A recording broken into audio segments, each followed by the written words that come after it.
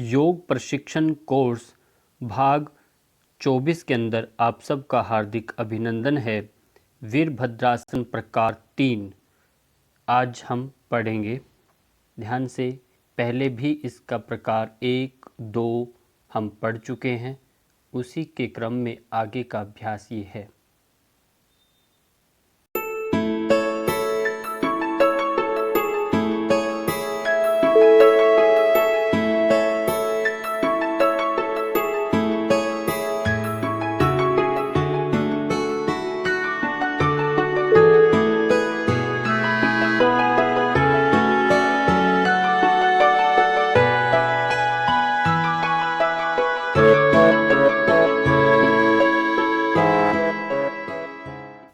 वीरभद्रासन प्रकार 3 शब्दार्थ एवं नामकरण। नामकरण यानी वीर का अर्थ होता है वीरता, शौर्यता, साहस और भद्र का तात्पर्य सज्जनता, सर्वगुण संपन्नता व कल्याण है। ये आसन भगवान हनुमान जी की मुद्राओं में से एक माना गया है। जिस तरह से हनुमान जी वीरता, सर्वगुण संपन्नता के धनी थे, उसी प्रकार से आसन की मुद्रा में भी हम उन्हीं का स्मरण जब हम करते हैं तो उनकी ही भांति वीर के समान आप अपने को पाते हैं। वीरों का अभिवर्धन होता है वीर, और ये सद्गुणों का आपके अंदर संचय होने लगता है, बढ़ने लगता है। इसका प्रकार हम आज 3 देखने वाले हैं, 2 पहले हो चुके हैं। और उसी के साथ साथ नाम संस्कृत में दोबारा से देखिए, वीरभद्रासनम हिंदी में वीरभद्रासन कहते हैं और अंग्रेजी में वॉरियर पोज के नाम से इसे जाना जाता है। इसके साथ साथ आसन का क्रम प्रकार 3 जो है, इसमें ये अभ्यास पूर्वोक्त प्रकारों से थोड़ा कठिन माना गया है, क्योंकि जो पहले 2 अभ्यास हमने किए उनसे ज़रा थोड़ा कठिन है, पर इतना भी कठिन नहीं है कि आप ये कर नहीं सकते, कर सकते हैं। प्रकार 2 की स्थिति तक जो हम आते हैं, आप उस तक क्रम पूर्ववत पहली तरह रखना, यानी आप एक सामान्य यानी एक सम स्थिति में आकर के अपने स्थान पर खड़े होते हैं। ताड़ासन जाने से पूर्व की जो स्थिति होती है उसी की समान अपनी स्थिति में आना। फिर क्या करना, फिर बाएं हाथ के दाएं हाथ से मिला दें, अपने दाएं बाएं हाथ को आपस में मिला करके रखें और तत्पश्चात यानी दोनों हाथों को ऊपर ले जा करके जैसे हम मिलाते हैं, मिलाकर नमस्कार मुद्रा में बाजुएं आपके कान के स्पर्श हैं, एक सीध में आपने कर लिया। फिर क्या करना, संतुलन बनाते हुए दाएं पांव के घुटनों को सीधा करें। संतुलन बनाया, दाएं पांव के घुटने को बैलेंस करते हुए संतुलन बनाना, यानी आपको धीरे धीरे आगे की ओर झुकना है और धीरे धीरे घुटने को सीधा करना। फिर बाएं पांव की भूमि से उठाकर हाथों व पांव को भूमि के समानांतर लेकर आएं, यानी एक पांव के ऊपर आपने खड़ा होना है और आपके जो ऊपर नमस्कार स्थिति थी उसको आगे की ओर झुका देना। पीछे वाला जो एक पैर को सीधा लंबा पीछे करने की कोशिश करना। इस तरह से भूमिवत आपकी स्थिति बनेगी।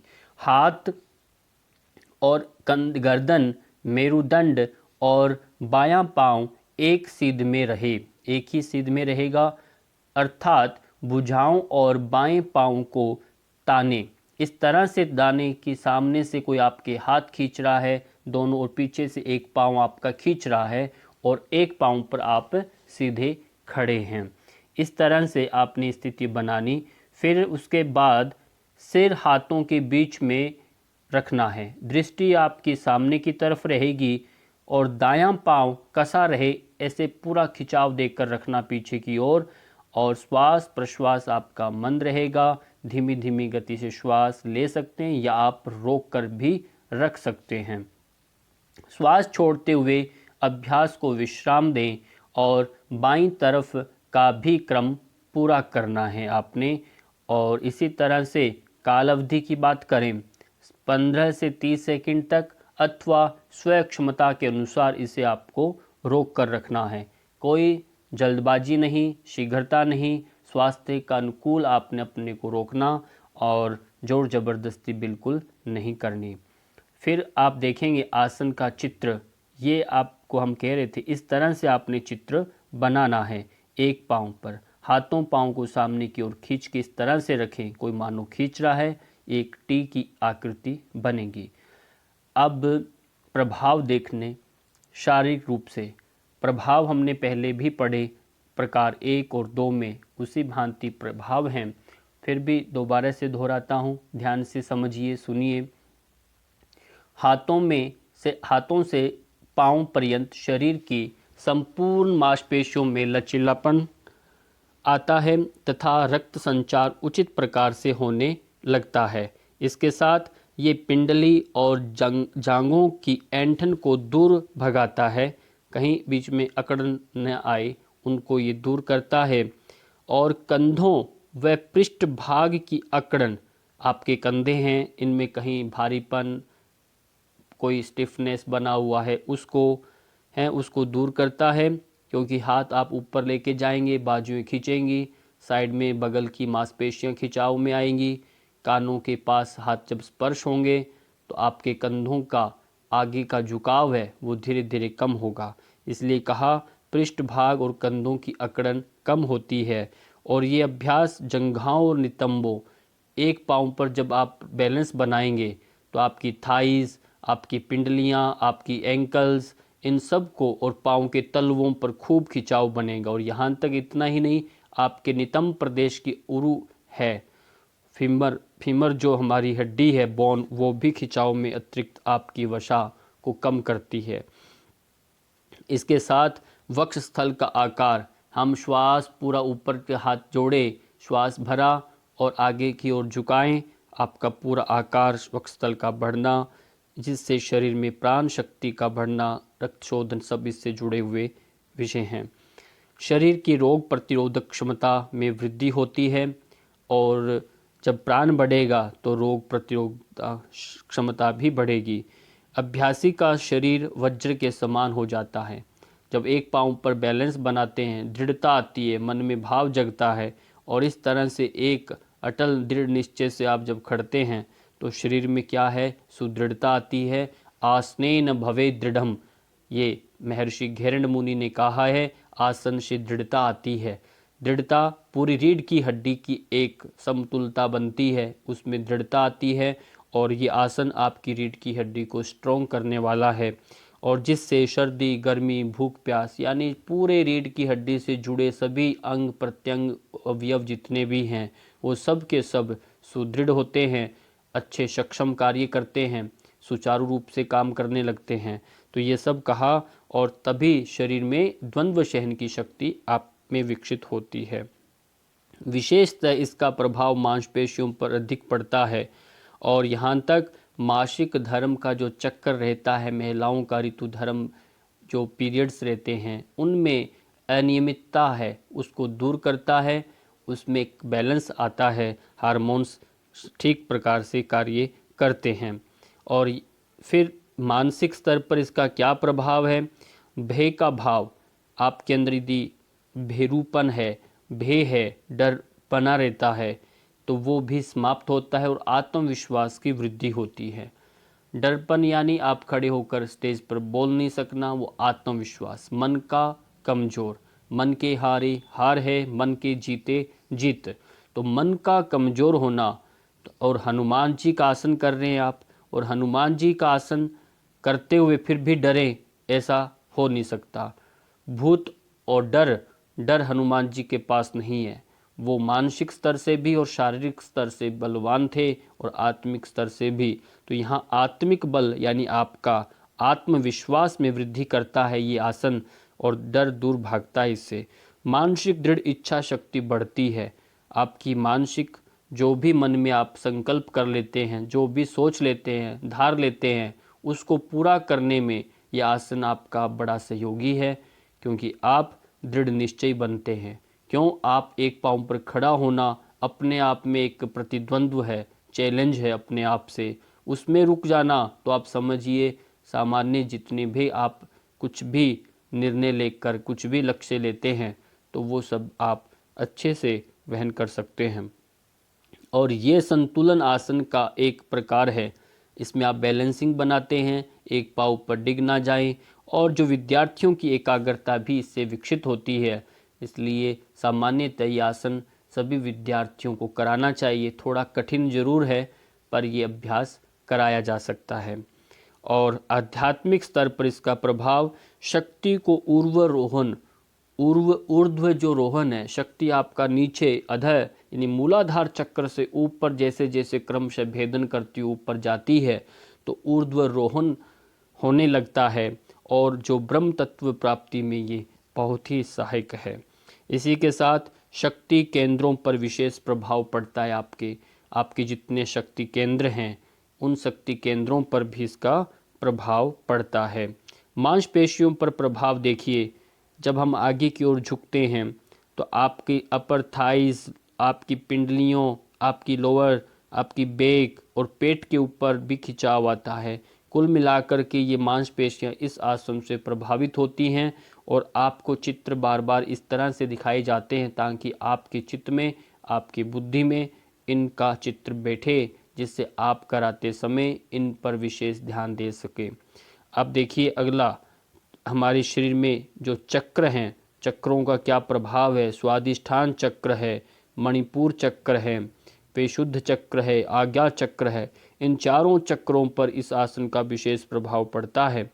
साथ ही ग्रंथियों पर इसका प्रभाव, प्रजनन व शुक्र ग्रंथि, अधिवृक्क ग्रंथि, अग्नाशय ग्रंथि, अवटु ग्रंथि, अधश्चेतक मस्तिष्क ग्रंथियाँ, ये सारी की सारी जो ग्रंथियाँ हैं इस आसन से प्रभावित होती हैं।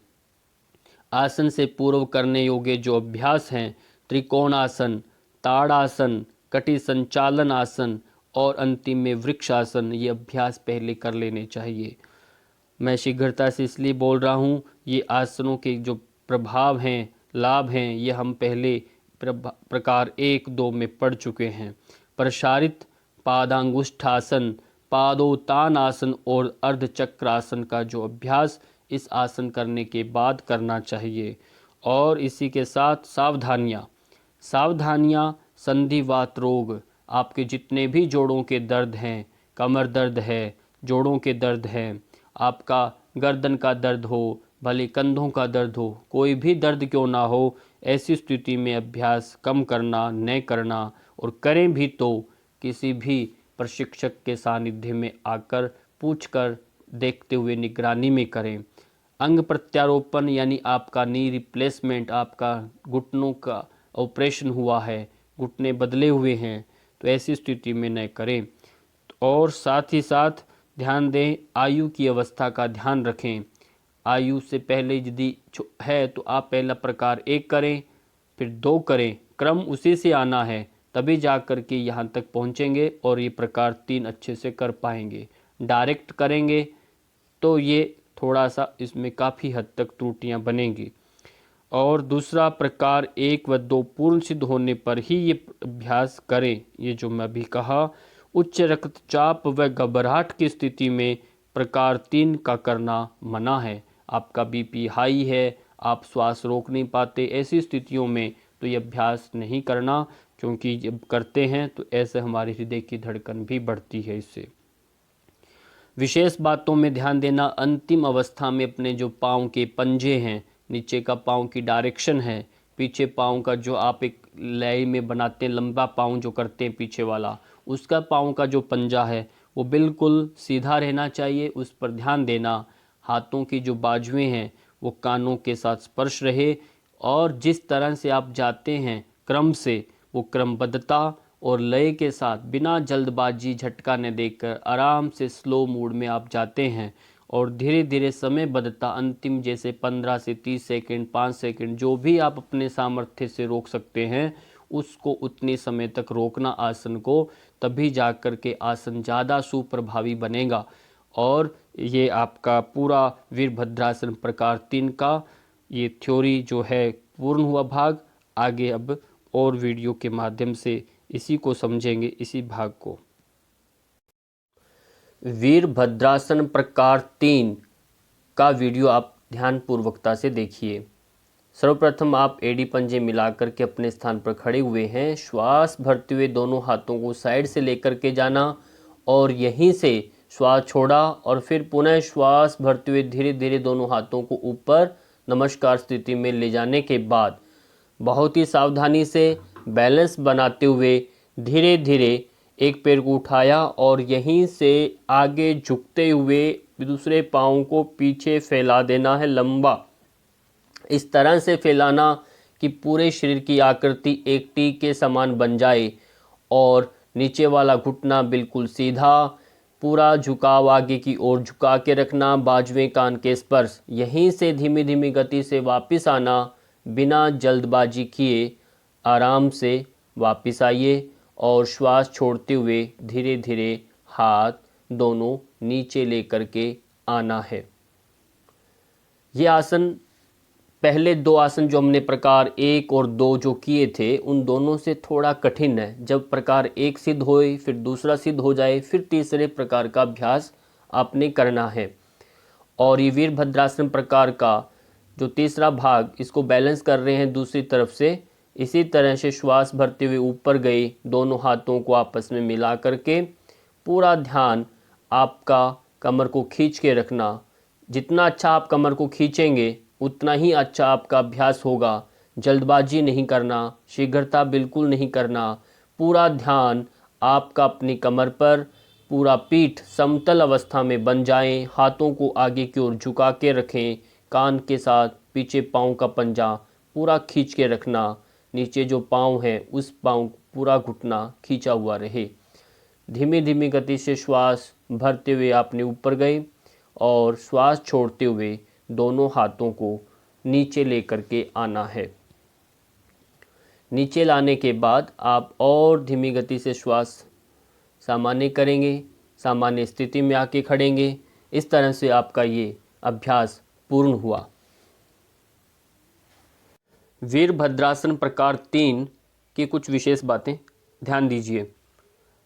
बीच में आपने खड़ना अपने आसन के, वही समस्थिति, एड़ी पंजे मिले हुए, सामने दृष्टि। और उसके बाद क्या करना, यहाँ पर ये आसन थोड़ा सा कठिन होता है करते वक्त, आपने देखा होगा वीडियो में। फिर भी इसमें कुछ विशेष बातें जब आप नोटिस करेंगे और उसी क्रम से उस वे में आप यदि अभ्यास करेंगे तो ज़्यादा कठिन नहीं है और सही दिशा में आप जल्दी इसको समझ पाएंगे। पहले आपने बीच में खड़ना और फिर आपने धीरे धीरे श्वास भरते हुए अपने दोनों हाथों को ऊपर कर लेना। अच्छे से श्वास भरते हुए दोनों हाथों को ऊपर कर लेना और अपने कानों के बाजुओं को स्पर्श करा देना, जैसे हम वृक्षासन में अन्य आसनों में करते हैं, एक सीध में। इससे क्या होगा, आपका कमर यहाँ से पूरा स्ट्रेचिंग हो जाएगा और पाँव में बल पूरा निकल जाएगा, कहीं कोई दिक्कत नहीं आएगी। रीढ़ की हड्डी में भी आपका अच्छे से खिंचाव हो जाएगा पहले से। फिर क्या करना, आपने यहीं से श्वास धीरे धीरे आप आगे आते हैं और आगे आते वक्त आपने पूरा जैसे हमारा ये टी बनता है इसकी भांति आपने अपनी स्थिति को बनाना। हाथों को दोनों को जोड़ के रखना, पंजा पीछे की ओर नीचे की ओर रहेगा, पूरा खींच के रखना। पूरा यहाँ से इसको भी खींच के रखना, घुटना न मुड़ने पाए, पंजा सामने की ओर रहे और जितना संभव है कानों के अपनी बाजुएं स्पर्श रहेंगी। आप बिल्कुल देख रहे होंगे, बिल्कुल स्थिति एक टी बनाकर रखी हुई है। ये वीरभद्रासन प्रकार 3 की मुद्रा आपने देख रहा। और गलतियां कम हो, पाँव चाहे आपका इतना ही उठे, पर शर्त इतना ध्यान रखना, आप जब नए विद्यार्थी हो तो आपको घुटना नहीं मोड़ना, बस घुटना नहीं मोड़ना। चाहे कुछ हो जाए, पाँव चाहे हमारा भूमि से चाहे पूरा सीधा न बने, आधा बने, फिर भी घुटना नहीं मोड़ना, ये बात ध्यान रखना। और चाहे हमारा एंगल जो है करते वक्त इस तरह से तिरछा क्यों ना हो, पर नीचे का जो पाँव की स्थिति है वो सीधी रहे। फिर धीरे धीरे आगे अपने आप सीधा सही से होने लगेगा। और पूरा ध्यान जब करते हैं तो आपका ध्यान कहाँ, आपका कमर पर होता है, टेढ़ापन नहीं लेके आना करते समय। चलिए वापस उसी तरह से सीधे पाँव को बैलेंस के साथ मिलाना और सामान्य स्थिति में आना। यही अभ्यास दूसरे पाँव से करेंगे। आप देखिए, दूसरी ओर डायरेक्शन किया और धीरे धीरे श्वास भरते हुए अपने हाथों को ऊपर लेकर गए। देखिए स्थिति बनी हुई है।